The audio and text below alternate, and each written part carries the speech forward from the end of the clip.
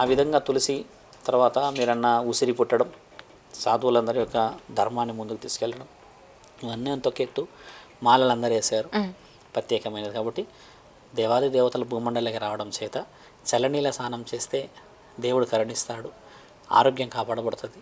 Complete దీక్షలో ఉంటే ఎలాగో మనం ఆకాశానికి వెళ్ళి ఆ పుణ్యంగా దేవుడిని చూసిరాం, కనీసం వాళ్ళు వచ్చినప్పుడన్నా మనం పుణ్యంగా కనబడి అయ్యప్ప దీక్షలు వేసి మాల అర్ధమండల మరియు మండల దీక్షలు ఉంటాయి.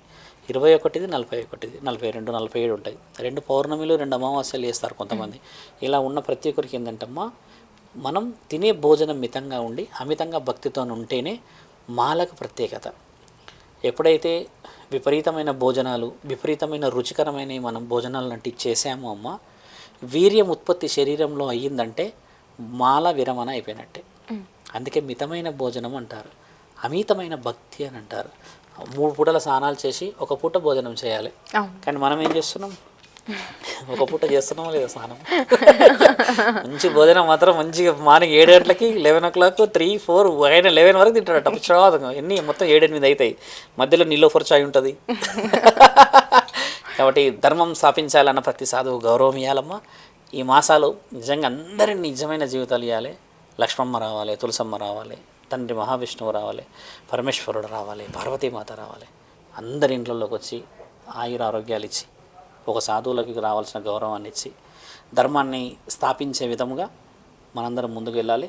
ప్రేక్షకులందరికీ కూడా కార్తీక మాస ప్రత్యేకమైన శుభాకాంక్షలు చెప్తూ, మీరు ఈరోజు ప్రత్యేకంగా పిలిచారు. నేను సుమారు 2 నెలలు అవుతుంది ఏ ఛానళ్ళలో లేను. మిత్రుడు నిన్న ఫోన్ చేస్తే నేను ఇలా వెళ్దామని చెప్పాను. చాలామంది ఛానళ్ళని రిజెక్ట్ చేసుకుంటూ వస్తున్న 2 months నుంచి. చాలామంది అడిగారు కూడా, ఛానల్లో వస్తలేరు స్వామి అది ఇది అని అడిగితే కొన్ని అనివార్య కారణాల వల్ల నేను రాలేకపోయాను.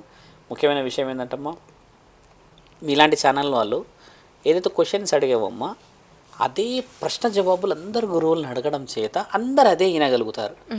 ఇప్పుడు నేను ఒకటి చెప్పేసి ఇంకోళ్ళు ఒకటి చెప్పి వాళ్ళు ఒకటి చెప్పి ఏమైందంటే ఇక మొత్తం ఇక కళ్ళగంప అయిపోయింది.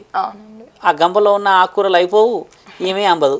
ఇక పోతే ఉంటుంది ఊరి మీద పడి. వాడు ఉంటాడు కదా, బైక్ పెట్టుకొని వస్తాడు, 100 రూపాయలకు 5 కిలోలు అంటాడు ఉల్లిగడ్డలు. ఆగుతాడు అమ్మవాడు.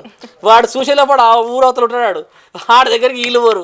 100కు 5 అంటాడు. వచ్చి అరే పిలుస్తాడే వాడు పూరకుంటాడు. అలా కాకుండా ధర్మరక్షణలో మేము ఎప్పుడు ముందుంటాం. కాబట్టి ఒక సాధువునైన నేను నిజమైన సుభిక్షత ప్రతి ఆడపిల్లకి, నిజమైన ఆయురారోగ్యాలు ప్రతి పురుషుడికి రావాలని చెప్పుతూ మాసం యొక్క శుభాకాంక్షలమ్మ.